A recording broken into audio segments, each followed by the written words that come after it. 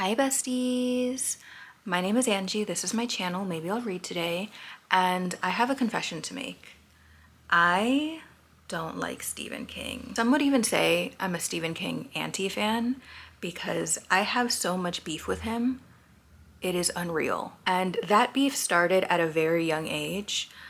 When I was first introduced to the horror genre, and then I would go to the horror section of the Barnes & Noble, and the only kind of book that you could find in that section was a Stephen King book. I will admit now, things are a little different. There's a little bit more diversity there. It used to peeve me off how he was always the only option. And if you ever talked about horror, it was only ever Stephen King. And then when I finally got around to reading Stephen King horror books, I was like, this is the slop that you guys are into?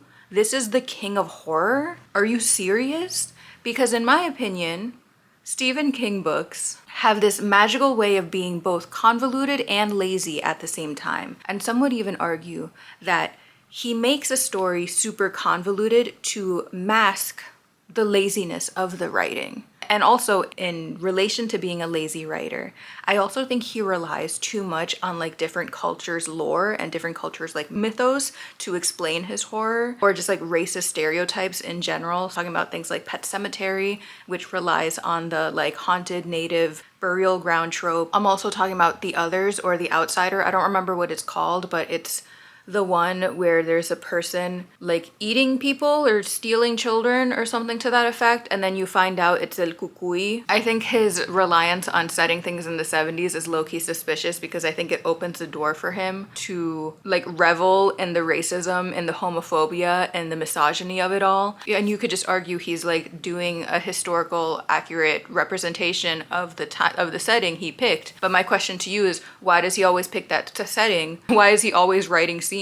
that gives him the opportunity to say a slur or two? It's just something to think about. All of that being said, you read the title of this vlog.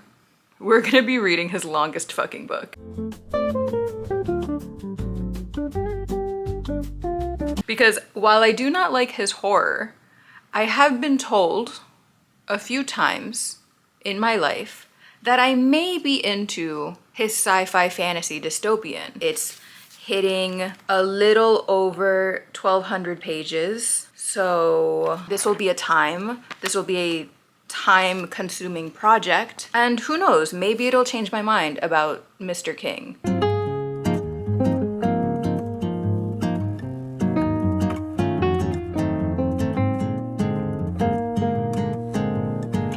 We have a lot of thoughts, a lot of updates, a lot of feelings about this book already. Most of them not super great. Just as a warning, Stephen King fans, I'm apologizing in advance. But also, Stephen King fans, why is this your king? I'm getting ahead of myself. The first update that I have to share is that I'm on page 93. So in theory, if I could read about 100 pages every day, I could finish this book in 12 days. Which is a cool goal to have. It's not gonna happen, but it's something to think about. It's something to dream. Actual plot stuff that I can share is not much. 93 pages in, and we're still being introduced to a bunch of characters. There's a lot of players in this game, and they're kind of spread out all over the country. So we got some people in Maine, we got some people in New York, we got some people in Texas, we got some people in California. I don't exactly know who's important yet because it's just been an onslaught of character introductions. What I can tell you that I'm trying to go through this book with an open mind. I am trying to put all of my previous biases against Stephen King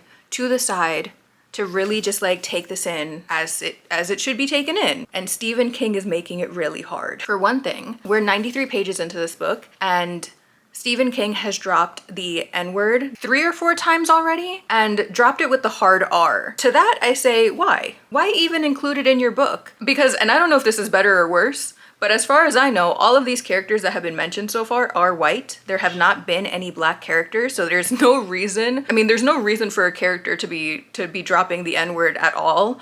But like, especially when you're only speaking to white people, why is this word even coming up? So like, that's weird, that's uncomfortable, that's very uncool. And I know Stephen King has a tendency to write his books based in the 60s or 70s, and sometimes it feels like he does that so that he has an excuse, so that he has an opportunity, so that he has the open door, the justification to drop in slurs, to drop in homophobia, to drop in misogyny, because then you can make the argument, I'm just writing about the times. That's how it was in the 60s or 70s. I feel like that's an argument that his fans make for a lot of his books. For this one, what's the excuse? Because this takes place in the 90s. What goes on? The other thing that I don't really like about his writing is how he describes women. Why do you have to be such a freak all the time? And in one instance, and I literally wrote why in the margins, we're following this guy. He was in California. He went back to New York to see his mom. And for some reason, when he sees his mom, he starts talking about her titties. And he was like, her bosom was still the same large cumber blooming out of the bodice of the dress. A little larger, if anything. Mom, tell me the truth. Has your bosom gotten bigger? Why would you need to write that in?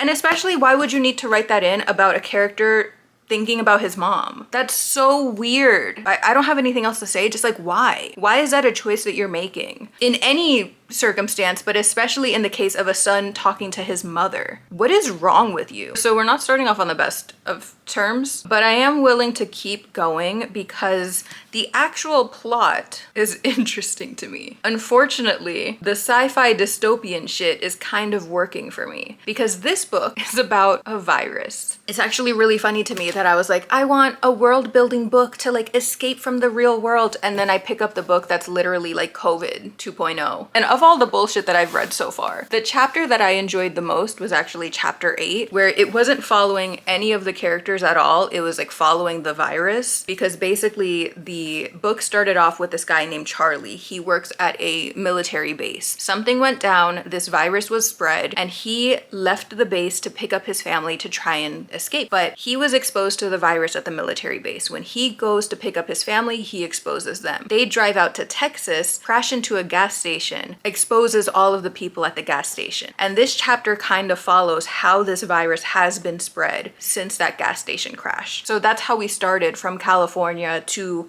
Texas, New York, Maine, and everywhere in between. And that's the fascinating part. And unfortunately, we just have to follow the shittiest characters and the shittiest writer to get to this point. Let me backtrack. Let's not call them the shittiest. This is only the second clip of this vlog. Again, we have to stay positive, we have to stay open-minded, we have to stay above board. But my expectations have more or less stayed the same because I kind of expected this kind of bullshit from Stephen King anyways.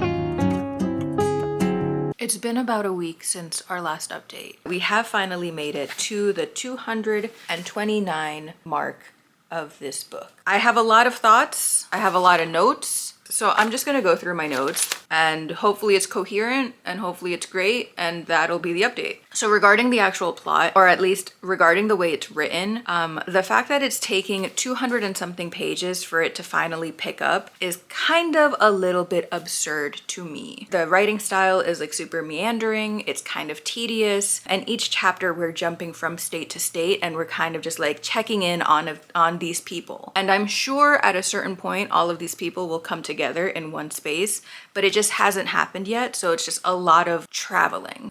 It's a lot of jumping. It's a lot of, what's this guy up to? Okay, cool. And pre-2019 me would have DNF'd this already, because 200 pages with no action is, again, absurd. However, this is where things get interesting. Reading this post-2020 is an experience. Finding and drawing the parallels of what we were doing when COVID was first announced and what is happening in this book is so similar. I had to check the publishing date for this more than once. It was published in 1979. Having that experience, having that additional layer makes this meandering, this tediousness actually realistic, and I'm enjoying that aspect of it a lot. And as far as like parallel goes, This is not starting off in March 2020 when COVID was officially announced, when lockdown started happening vaguely in the United States. This is more similar to August 2019. And if you are willing to close your eyes and go back to that time, you may or may not remember a lot of people had colds then. A lot of people had really severe flus. Some people were being treated for pneumonia even though they didn't have pneumonia, but doctors just didn't really know what to do with them. That was COVID, baby. So the meandering,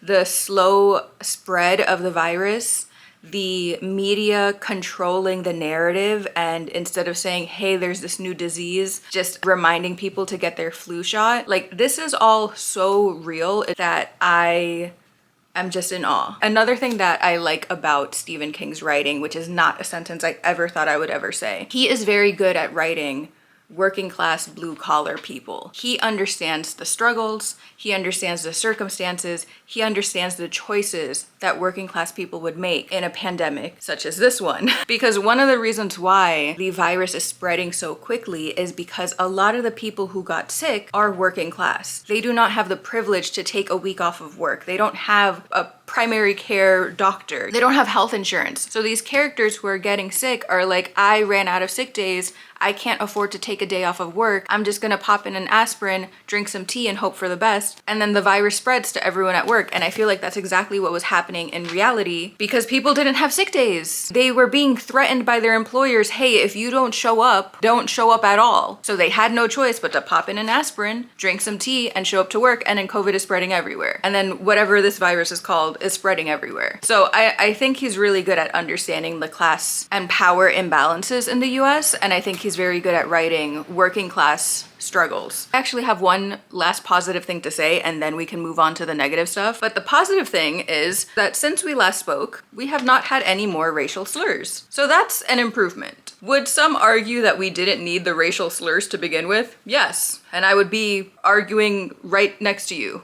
And then moving on to more negative stuff, Stephen King came back with more weird titty talk. This time, it did not involve anyone's mother, which is, again, an improvement, but also, why are we still here? This time, we were following one of the military people in California. I don't know if I mentioned this already, but the virus started at a military base. And so this guy was going down to the facility where the virus broke out, and I guess to like check on shit and to do like military whatever. As he's walking through the facility, there are like dead people everywhere. Two of those dead people were a couple and they were obviously having sex before they died, so they were naked. And as he's walking by them, he said, and I quote, "Felt a terrible and thankfully transient urge to bend down and touch the dead woman's breasts to see if they were hard or flaccid." And to that I must ask again, is it in focus? Why? Like, what even is the point? What are we doing here? Why was that necessary? Why do you have to be so freaking weird about titties? And there was another circumstance in the book where he was like describing a woman's body and was like especially weird about her titties, but like this one felt very disgusting and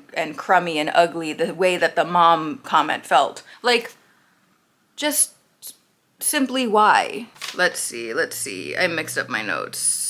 Oh, I just wrote be normal, which is good advice. Another negative thing that I have here is that there's a lot of characters. It's a lot to keep track of. There's a lot of names, and a lot of these names are very generic, like white American names. So it's like Larry, Stu, Nick, Michael, Lloyd. It's just hard to keep track of. It would help if the chapter started with like a subtitle with a character's name, or at the very least the state that we're in, because I feel like I'm not keeping track of the characters very well, but I am keeping track of the states, right? So I know that California is the military base. Georgia is the medical research lab. Maine is where the pregnant girlie is from. Like, I have this all situated. I just don't know them by name. So each chapter is like a little disorienting because it takes me a second to realize where we're at, who we're with, and what's going on. The other thing I'll note about Stephen King's writing is that while he's good at writing blue-collar working class people, he's very bad at writing different ages. Every character in this book feels middle-aged, and then I find out that one of them is like 16, and I'm like, wait,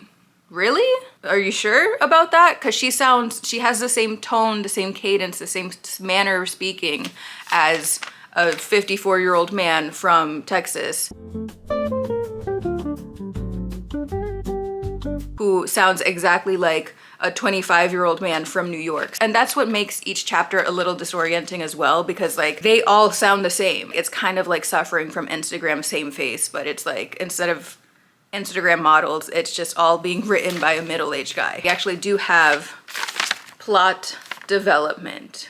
It happened very recently because we have been introduced to this character named Randall Flagg. He appears to be some kind of demonic entity that shows up whenever something catastrophic is about to happen. And I will say, this was such a shift in tone and genre that I like didn't really know what was going on. And I did go to the Stephen King Wikipedia page and I did find out that Randall Flagg is apparently a reoccurring character in a lot of his books, and he is like evil personified. So with the introduction of this guy, this is no longer just like a dystopian based in reality kind of story. Like we are going full fantasy. And I don't really know how I feel about that. Introducing a demon is interesting, question mark, and definitely a choice. So we'll see how that plays out. We'll see how I feel about it. But as of right now, I feel like I'm just like one giant question mark because like similarly to how I feel about every choice that Stephen King makes in his works, I'm like, why'd you do that? We had something going on here and you just threw in a demon for free.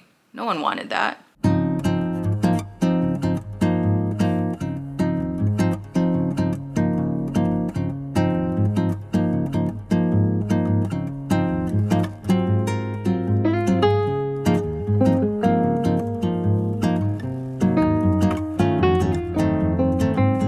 Making such delicious progress in The Stand. I'm currently on page 425 and things are picking up. Things are starting to come together. We just had our first instance of two different characters in two different places finally crossing paths. I guess now I have to start introducing people by name because now it's starting to become a little bit more relevant. I will say it is wild that it took 400 and something pages for this to be relevant, but hey, progress is progress. But I think we did actually talk about Stu, but Stu was the one who was being tested because he was immune, and he just crossed paths with Fran, who is the young pregnant girl. And so they have kind of joined forces, and they don't really have a plan, but they know that they can't be in the town that they're currently in because there's no one left. So that's where we're at in a pandemic apocalyptic level. Like there is no one left. Every single one of our characters who are in their individual spaces are like the only people in those individual spaces. The way that Stephen King wrote it was actually really interesting. He did another one of those like omniscient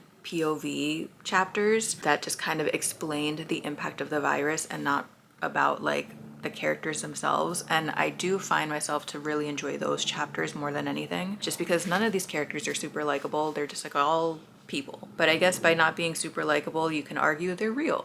They're realistic. They have faults, and that's legit. But one of those omniscient point of view chapters referred to like the second wave of the pandemic, and not necessarily the second wave in the way that like we know of a second wave, but the second wave was referred to as like the emergency room wave of the pandemic, because after the illness kind of swept through the entire population, there's no more medical services or resources that are accessible to people. And so if people got sick or injured by a different virus or a different circumstance, they couldn't go to the emergency room. There are no doctors anymore. So it was kind of a super bleak chapter where it just kind of laid down a bunch of different examples. So it was saying how like one guy got gangrene and he tried to amputate his leg and he fainted and died of blood loss. Another person broke a bone and it didn't set right and it got infected. They died. Just like little like everyday injuries like that could have been prevented, but because the super flu took out so much of the population, took out so much of the services, the resources, the etc., it just resulted in more and more death. The other thing that I was like mildly impressed that he took into consideration when writing this book is to like bring a POV of an incarcerated person, just because in my history with Stephen King, he doesn't have like the best track record of like writing about marginalized people. And so I just like didn't even consider that he would care about like justice impacted people, but He did. He wrote it because he wrote a chapter introducing a new character named Lloyd. I actually don't know if he's new, but he felt new to me because I just didn't recognize that name. But basically, he was incarcerated during the spread of this pandemic. And while he was incarcerated, he didn't have a lot of information about what was going on in the outside world, but he noticed that people were getting sick.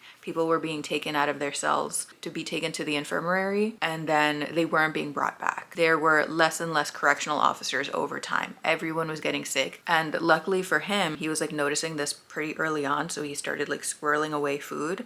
But even that food source was running out, and he got to a point where he was just trapped, stuck in this cell. And that's when Randall Flagg joined the scene again, because it appears that Randall Flagg is creating an army of sorts, and the only people he's trying to recruit are those that are like really desperate for a solution. So his first recruit was Lloyd, and he was basically like, hey, I can free you, I can unlock this door, but you have to swear your loyalty to me. And we're gonna go around and we're gonna meet a bunch of other people, but like, you're gonna be my right-hand guy. In a situation like that, what else can you say but sure, why not, you know? So I guess that means Lloyd just joined the Devil's Army, question mark? And Randall tried to recruit another character who's becoming more relevant, so now we must say his name, named Nick, who is deaf and mute, and he was the only survivor in this one town. And he's not even from that town, he was like just passing through, but he got beat up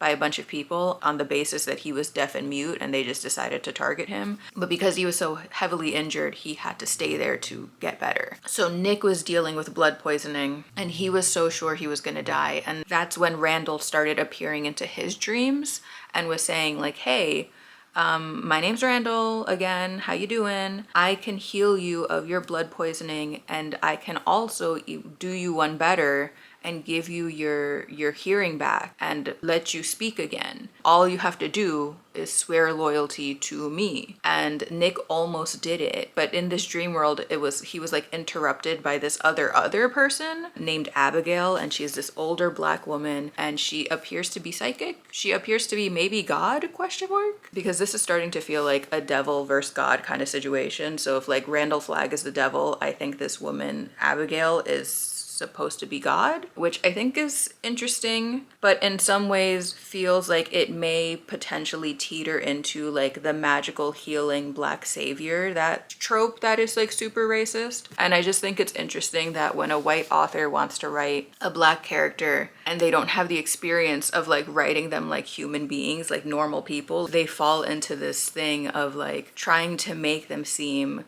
holier, more magical, to maybe like combat the like racist negative stereotypes. But in doing this, you're still participating in a racist stereotype because you're creating the magical black savior, the healer, the fixer of all of the white people's problems. Who knows if this is going to get into that kind of trope? With all of my criticisms in place, I hate to admit it, but he kind of got me with this. And I think I say this in every update, but like, I think he really got me with the pandemic storyline.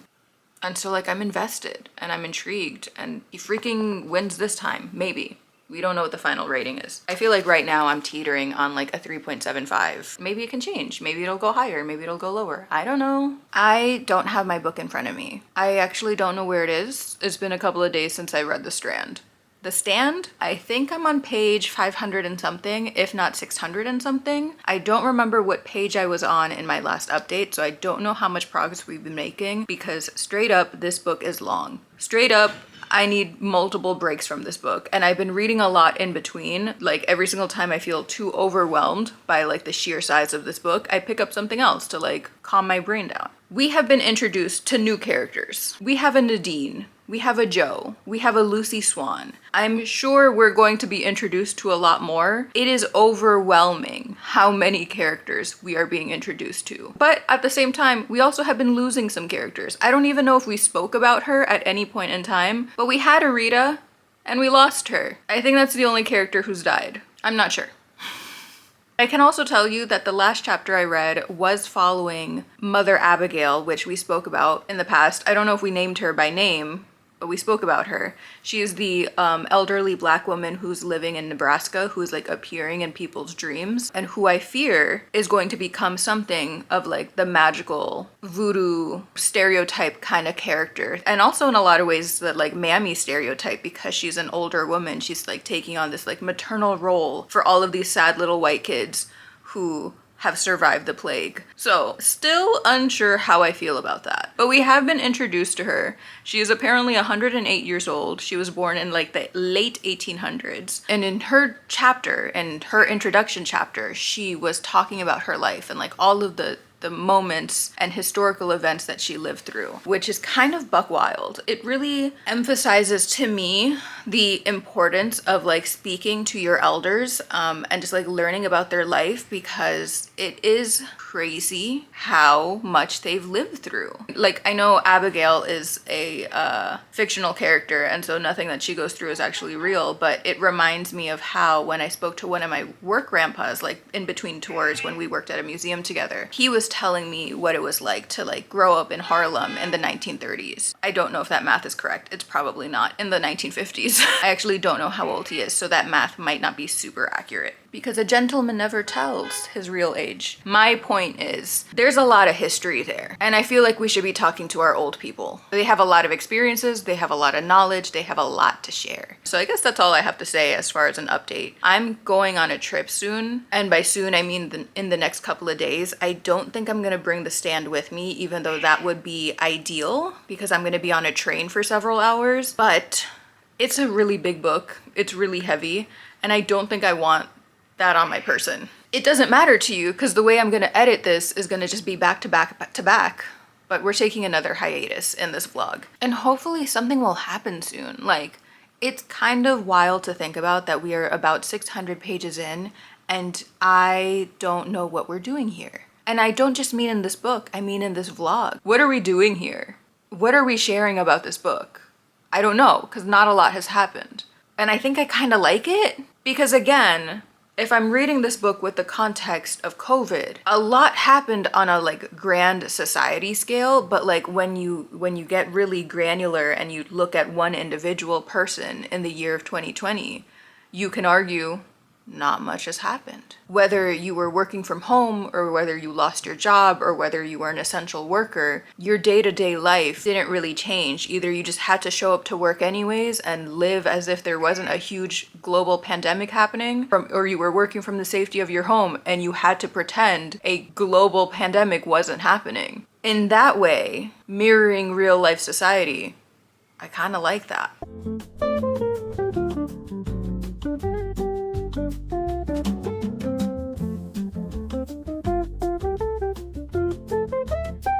In a vlog way, where this is supposed to be interesting content, it doesn't really work for me. Because what am I saying here except, hey, there are some people, they didn't get sick, they continue to live, one of them died, but another person's alive, that's cool. If you're still watching this vlog, thanks.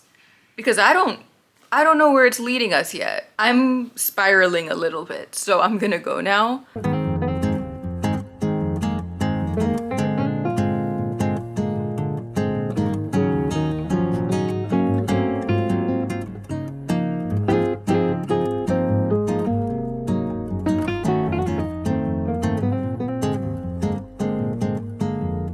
I am back from my little vacation. It was lovely, it was beautiful, it was delightful, it was exactly what I needed. And I know it doesn't look like it in this lighting, but trust me when I say I did get a little bit of color. You can really tell on my feet, because I'm a sneakers girl, the sock tan is deepening. My little toesies, so pale, they might as well be glow in the dark. I'm not gonna show them to you, obviously, not without a paywall or two, but just trust when I say that I did get a little bit of color, I swear to God. But we're not here to talk about my feet. That's not what this channel is about. This channel is about reading, and this vlog is about reading the biggest book of my freaking life. When I came home, I was like ready to dive back into this. And I opened the book wherever I was at. We were still in a Mother Abigail chapter, and I was so confused. Taking a break from this book is not the move. I was lost. So I think where we left off, we were in this Mother Abigail chapter. We were learning about her life. And then when I picked it back up, she was actually preparing her home to welcome guests, because while everyone else who's alive is having dreams about Mother Abigail and Randall Flagg, she is having dreams of these people coming to her home. Some would say she is having visions, and she knew that a group of people were making their way to her, and she was like, okay, I need to start getting materials ready, I need to start getting food ready, etc, etc, etc. But that wasn't the confusing part. The confusing part was when people started showing up at her house, because the way Stephen King was writing it, he was under the correct assumption that you were reading this in one long sitting, right? You were picking this book up day after day, and you knew who these characters are, and you had their names listed in your mind palace, and you knew everything about them, and you did not go on a 2-week hiatus. But I did. And so he introduced this truckload of people as if I knew them, the whole time, and he literally wrote it like, you know this guy? He has an eye patch. The man with the eye patch, you know? And I did not know. And I had to look it up, and Nick with the eye patch is apparently the guy who is deaf mute. I don't know if we spoke about him in the past. It's been so long. But then the last time we saw him, he was with another guy, and I think he randomly crossed paths with a woman at a certain point. And so that explains 2 of the people on the truck, but not the other like 6. And the way that Stephen King was writing it was like, oh yeah, there's Nick with the eye patch, there's Tommy, you know him, there's Anna Sophia, Olivia, Rebecca, Gina, and I was like, who the fuck are these people? I was so confused that I went onto the Stand like Wikipedia page to figure out who these people were. How did I miss them? Gina and Olivia and Anna Sophia were nowhere on the Wikipedia page, so I think it's safe to assume that they are going to die, because they didn't even make it on the main list. So spoilers for me, spoilers for you. More people in the dystopian pandemic book are gonna die. Who would have thunk? We have moved on from that, and we have been introduced to even more people. We've circled back to Franny. She's traveling with her neighbor and also Stu, who was one of the first people who got sick. Franny has a crush on Stu. Harold has a crush on Franny. Harold is really annoying and kind of getting in the way of not only the Franny and Stu thing happening, but also everything else. Like, he is lost in the machismo sauce, and he wants to prove himself to be like a man 24/7, but he's like a 15-year-old boy, so it's just like corny and cringe half the time. But I'm really liking her chapters now. We've also started getting like diary entries from her, and I think this is really doing something for this story. It feels a little bit more personal, it's a little bit more vulnerable, and we're getting a real taste for this character in a way that we haven't really been getting for any of the characters in the past 588 pages. It's interesting that we've made it this far, and now I feel like, oh, I'm connecting with someone. Now she's a person. And now I want to learn about her. Franny, Stu, Harold, and their gang have also been having these dreams. Everyone has been having these dreams. Harold is like one of those like debunker kind of guys. Like, he probably thinks astrology's stupid. He never has a good time. And it goes back to this like whole like idea of manhood and like hunting and blah, blah, blah. You know, but like that doesn't really work when we're post-apocalyptic society. Like, all of the gender societal norms that we lived with no longer work, because we're no longer in this box. This box broke down. We're somewhere else now. And it's actually really fucking weird that everyone is having the same dreams, and you should acknowledge that. While Harold is being a stick in the mud, everyone else is acknowledging these dreams. Stu is kind of the leader in this subgroup, and he really wants to go to Nebraska to see Mother Abigail. Franny, because she has a crush on Stu, she's on board. Also, another thing to note about Franny, no one knows that she's pregnant except for us. So that's gonna be problematic soon. But their group is now slowly making their way to Nebraska. They came across another group that was really shady. It was 4 men and like 8 women, and these 4 men tried to attack this group to try and take Franny to add to their, as they called, zoo and or harem. Obviously that didn't go down. There was like this really like slow motion kind of like gunfight, which was really weird. Like, it was described in such detail that I was like, man, this is taking forever. And then Stephen King was like, that was just 30 seconds. And I was like, how? It was like 20 pages long. That's wild. But they killed the guys, they helped the women have joined their party, and we're at a certain point where these women are sharing their story, because they all came from different parts of the country, and they all somehow crossed paths with these 4 men. And these 4 men ambushed them, abducted them, trapped them, abused them, raped them, etc., etc., etc. And then it is revealed that these 4 men were military. The reason why we're here is because Stephen King wrote this little section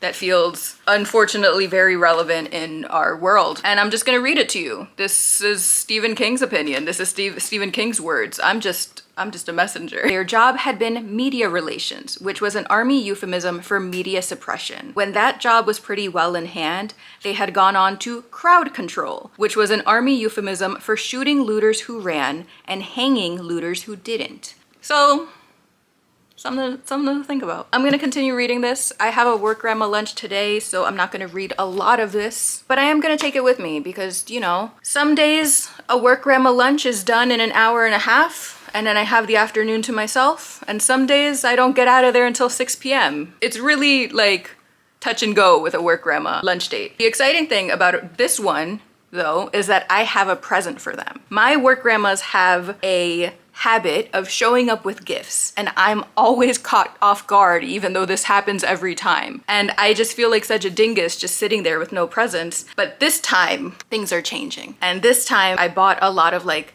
magnet souvenirs from my vacation, and so everyone's getting a magnet. And I know it's not much, and I know they probably don't even care one way or another. Like they do the gift giving because they want to, but I just want to participate this time. I just want to contribute. So I'm really excited that I have everything, and I'm really hoping I don't forget it because I have to leave in like 3 minutes, and I need to leave with it in my hands.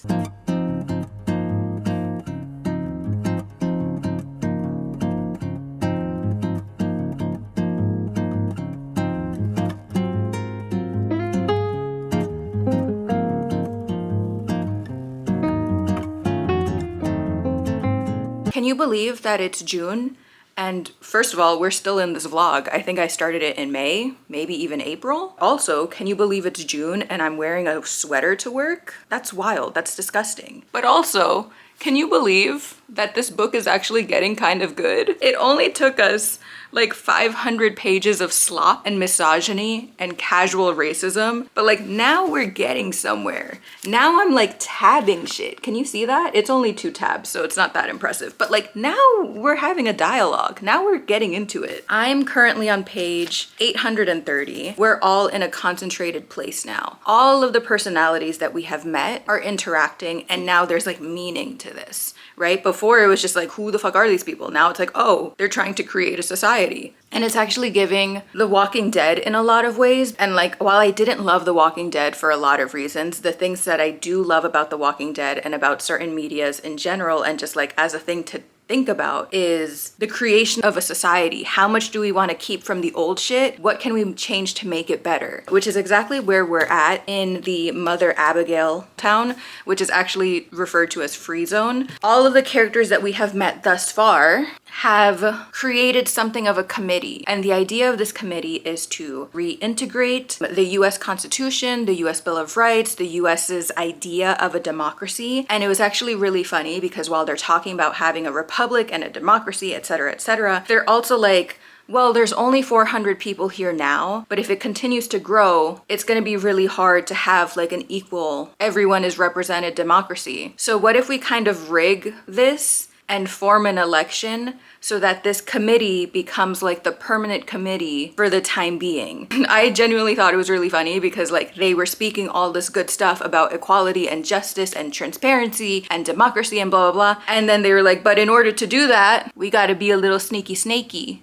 And so that's exactly what they did. Also important to note is that Mother Abigail dipped. She had this moment of like introspection, reflection, where she thought that she had too much pride because all of these people were praising her and like made her believe that she had a special connection to God. And she was like, well, I'm just a woman and I've sinned and I need to repent. And so she's going on like a walk. I don't remember what it's called when like the people go to like a certain cathedral and they're like doing the hike and it's like really important and really like good religiously. I don't remember what it's called. That's basically what she's doing. She didn't tell anyone where she was going. She didn't tell anyone when she was coming back. And so while they're trying to set up this new democracy, they're also having to deal with the fact that Mother Abigail is gone and she was kind of like the spokesperson. And without her, they lose a little bit of the credibility that they had. So it's been really interesting to see how this town has been changing, even in the smallest ways, naturally, and also in the bigger ways where they're like instituting change or like rigging an election to make the change that they want. And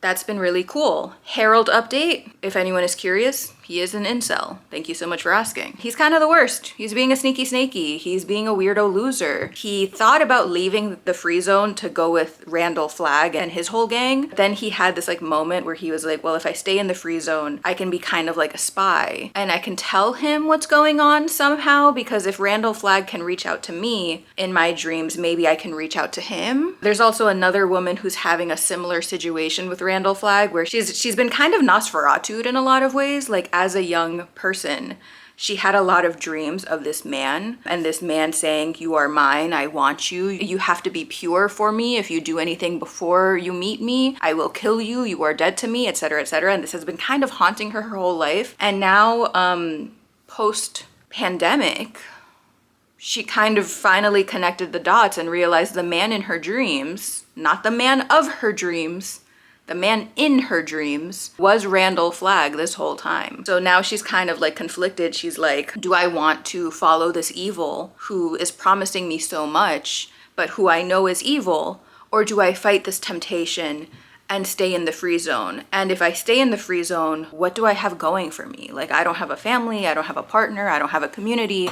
I'm just here being torn between these choices. And everyone else is kind of just, you know, rigging an election. And that's all you need to know. We haven't had any POVs from the other place with Randall Flagg yet. I think that's sort of kind of by design, because like we're following these characters so heavily and they obviously don't know anything about the other place. But I will say it does feel a little like disconnected. It feels a little disjointed. Like we haven't heard from anyone in the other place for so long that I kind of forgot that they're even a threat, or as big as a threat as like the free zone thinks they are. I think it would help if like in the next couple of chapters or so, we like learn about what they're doing and what they're planning and who's in there, because like we've been introduced to so many characters and then like I'm assuming like 5 or 6 of them are over there. We just don't have that confirmation and we just don't know what they're up to. Everyone's freaking out about Randall Flagg and it's kind of like,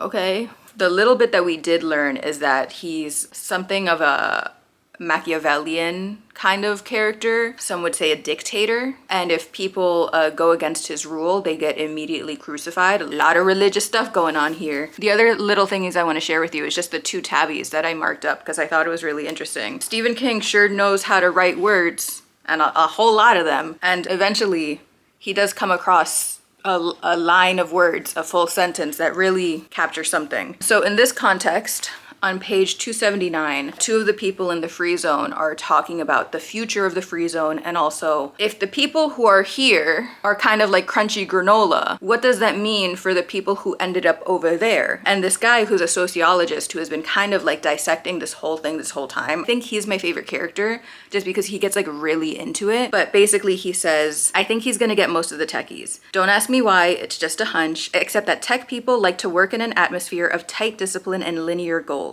What we've got here in Boulder right now is mass confusion. Everyone bopping along and doing his own thing, and we've got to do something about that. But that other fellow, I'll bet he's got the trains running on time and all his ducks in a row. And techies are just as human as the rest of us. They'll go where they're wanted the most. And then he starts talking about how Randall Flagg doesn't seem like the personality who cares about community, who cares about sustainability. He wants instant gratification. If he's focused on anything, he's going to be focused on tech, on weapons of mass destruction. And I just think it's really interesting how these 2 communities have kind of formed in the way that they have formed. And I can't help but kind of parallel it to like our life now, which is what reading is all about. how like there are people who are super anti-AI because they understand the like ramifications of it, both on a like data security standpoint, but also on like a water conservation standpoint and its effect on the environment. And then there are the other people who are super pro AI because it's so easy. It makes life so fast. It's the instant gratification of it all.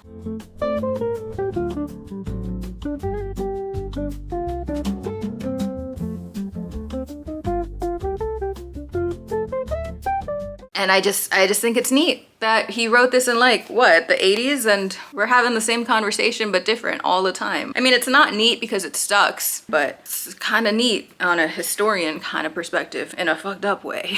So that's my update. I need to go to work, but first I need to change this outfit because one, I'm a little uncomfortable with how short my skirt is. You can't see it. And it's actually not that bad, but like, I don't know.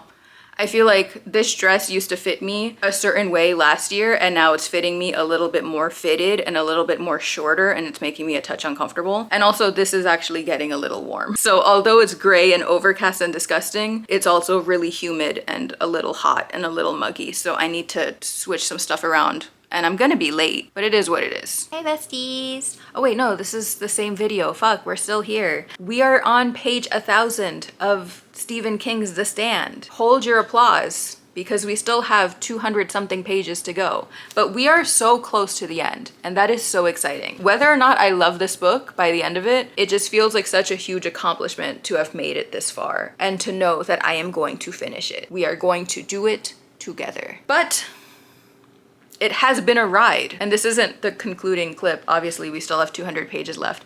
But it has been a ride. And Stephen King has been keeping me on my toes, has been testing my patience, and has been generally overall a huge fucking bully. Because I feel like he's listening to me while I'm talking. I feel like he's like in my head.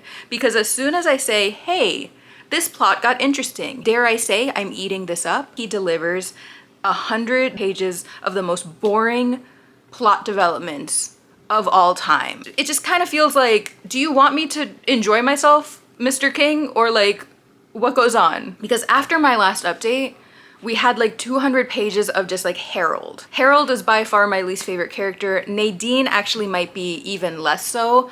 And it was just them back to back. And I understand the importance of their point of view. I understand the point of it.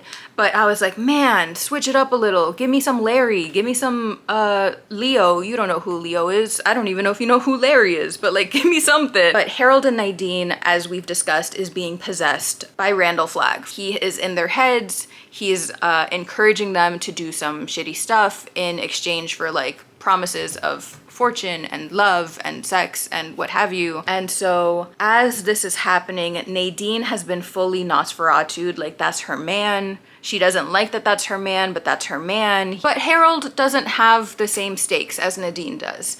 And so while he agreed to be evil and while he agreed to like get revenge, and harm the free zone, the more he participates in the free zone, like the more conflicted he becomes, because initially he's participating in these committees because he wants to infiltrate them. He wants to gain their trust so that he can hurt them. But the more he gains their trust, the more they like him. And they're like joking around with him and they're giving him nicknames and they're inviting him to dinner. So he's going back and forth like that. However, Nadine has her own role, has her own task, and that's to make sure Harold stays on course. And so every single time he has one of those ideas of like, maybe we shouldn't hurt people, she's like, hey, I'll give you a blowjob if you kill someone. And he's like, fuck, that sounds great. Yeah, okay. So like horniness prevails and thus evilness prevails. And so in the end, Harold and Nadine do the thing and they try to kill everyone who's in the committee. They only managed to successfully kill 2 of them because someone else had a premonition about them being harmed and they like evacuated the place. The bomb went off, only 2 people died. Harold and Nadine have escaped the free zone. They're making their way to the west.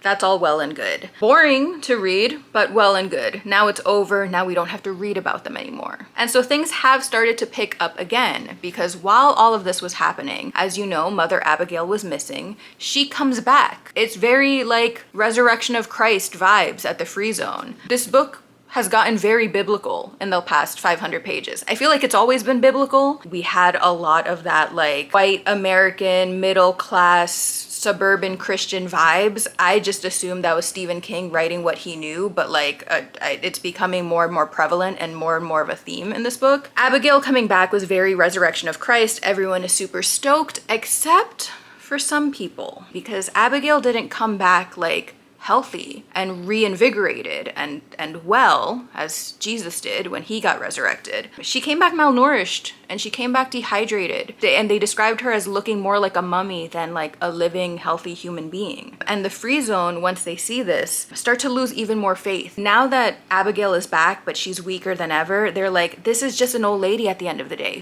What the fuck were we thinking? That she was a messenger of God. So Mother Abigail is back, but she is in fact dying, and in her dying breath she asks all of the remaining committee members to meet up with her. Her last message to them is that they have to confront Randall Flagg. And so Stu, Glenn, Ralph, Larry have all been assigned to go out west. And again, it's turning super biblical, because Mother Abigail is like, you have to walk through the desert. It's gonna take you 40 days, 40 nights. Don't bring food, don't bring water, don't bring anything with you except the clothes on your back, because you have to trust that God is going to provide. So it's very reminiscent of like that one story in the Bible where Jesus is in the desert for 40 days and 40 nights, and the devil shows up and tries to tempt him, and every single time he rejects him, and it's like a whole thing. And in a lot of ways, Harold's story is kind of a parallel to that, and the parallel to Stu and his gang story, because he was in the Free Zone. He could have adopted this community, and instead Randall Flagg was the devil tempting him time and time again, and unfortunately Harold fell for the temptation.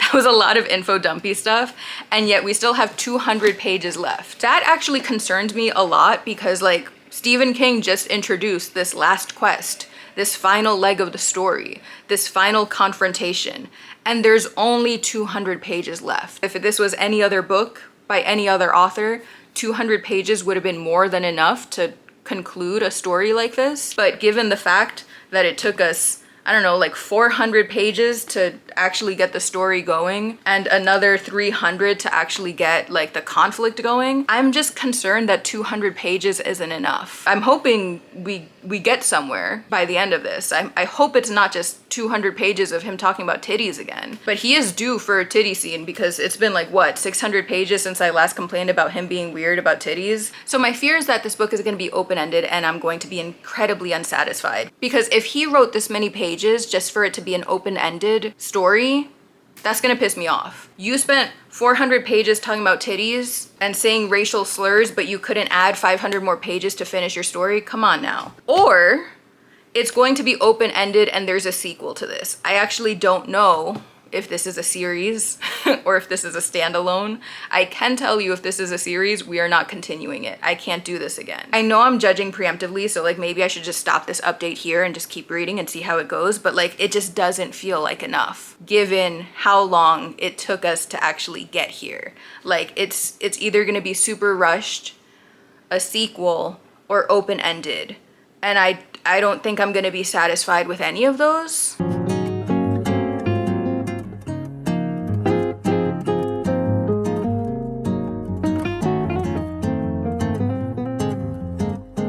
Hi friends, we freaking did it. We finished The Stand last night, and you know what? There was a lot of ups and downs in this reading experience, but I think by the end of it, I will give this book 3.75 stars. There was a lot of good and there was a lot of slop, but I really enjoyed the good and I really disliked the slop. So like, where does that leave us? I don't know.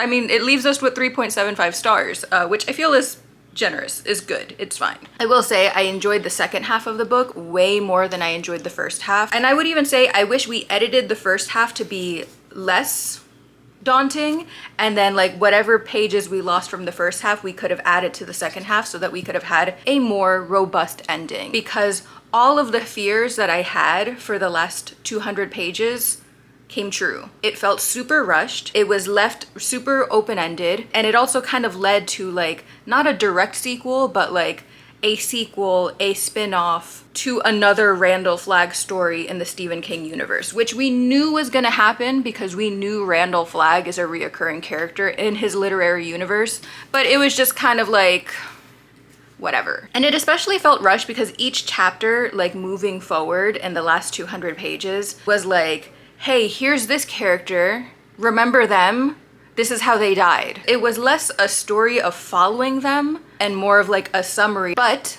even then, there were some tabbies that I want to talk about. So the first is actually about Randall Flagg, because throughout this reading experience, I didn't really understand the point of him. He wasn't inherently scary to me. I know he's like something of a demon, but he wasn't really embodying that. Or at the very least, the characters that we were following didn't know enough about Randall Flagg to come to the conclusions that they were coming to. And we as the reader just had to like go with it, because who are we? And I just wasn't going with it because I was like, you guys don't have any evidence that Randall Flagg is evil. You just know that he's the opposite of Abigail, and that just makes him evil, question mark? You barely know Abigail either. She's just an old lady. But anyways, as expected, the last 200 pages was super Randall Flagg heavy, and we did get to see a little bit of his character, and in my opinion, he's not scary. He's just a fucking loser. He's just a narcissist. He's just insecure. I mean, he really weighs on fear to like have a sense of control and have a sense of power, but as we see as the reader, once you poke holes in his whole ideology, once you poke holes in his whole thing, he's really nothing. And so in this chapter, we're following Randall as he's realizing he's losing influence, he's losing power. And then this freaking loser is kind of like spiraling, and it says, abruptly, he decided to push it all aside and levitate. That always made him feel better. It made him feel stronger, more serene, and it cleared his head. And that shit took me out. I was like, he's torturing people, hunting people down. He's using wolves and crows to spy on people. Except when he's a little bit stressed out, he's like, let me levitate. I want to feel cool and magical and powerful. And so I literally just wrote, LMAO, what a loser. Because that's what he is. He's a fucking loser. And I did enjoy this last part of the book because everyone was realizing how much of a fucking loser he actually was. And especially because once he realized he was losing public support in his zone, in his like Las Vegas Fallout anything goes kind of situation, he decides to start a war. He's like, let's get the planes ready, let's get the bombs ready, we're just gonna bomb the shit out of this random community that we have nothing to do with. And so I made a little annotation that said, losing public support and starting a war to boost ratings? That sounds familiar. And I just thought it was funny the way that Stephen King still manages to connect to the 2020s despite writing this in 1979. Like, we are also in a situation where there is a leader in power who thrives on fear. And now that that's losing its touch, now that people are seeing through his whole facade, now that people are realizing that he's really not shit and he doesn't know what he's talking about, now he's starting a war. Because nothing boosts a leader's ratings than starting a war. At least that's how it worked out in the 20s and the 40s and the 60s. So why not try again now? It's just interesting how books and real life seem to have a conversation with each other all the time. I don't know, something to think about. And then the last annotation that I'll leave you with is on a little bit more of a positive note, because in this book, I don't remember if we talked about it at all, but at some point the Free Zone sent out 3 spies to go to Las Vegas to see what was going on over there because they were so scared of Randall Flagg. And one of the guys who went there actually survived because the other 2 didn't. And as he's leaving, he's thinking about the few people that he connected with in Las Vegas and how he's gonna miss them. But then he also thinks about how he's ready to go home to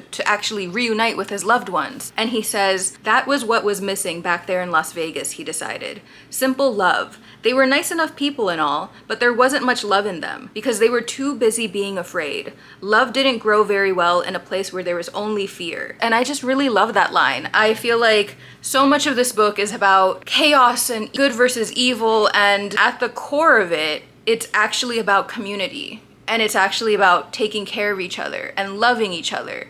And that's what we're striving for, not only in this book, but also in the larger sense in the real world that we live in, you and I. You can't be a successful community, you can't be a successful country, you can't be a successful leader if you're only running on fear-mongering. And so that was great.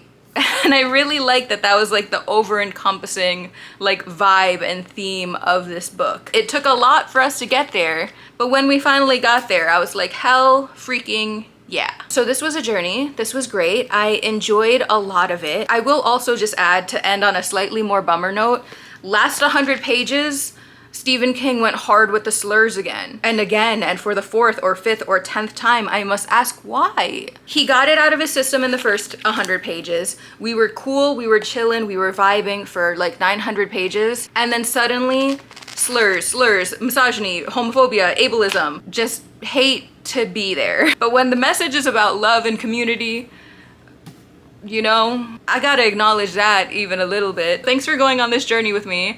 I don't know if I'm gonna pick up a Stephen King ever again. Maybe if you have any very specific recommendations that you think that I'll vibe with, but I'm not really going out of my way to read more of his works. But thank you so much for watching. I hope you enjoyed this video. I hope you have a great day, and I'll see you in the next one. My cat's crying. Bye.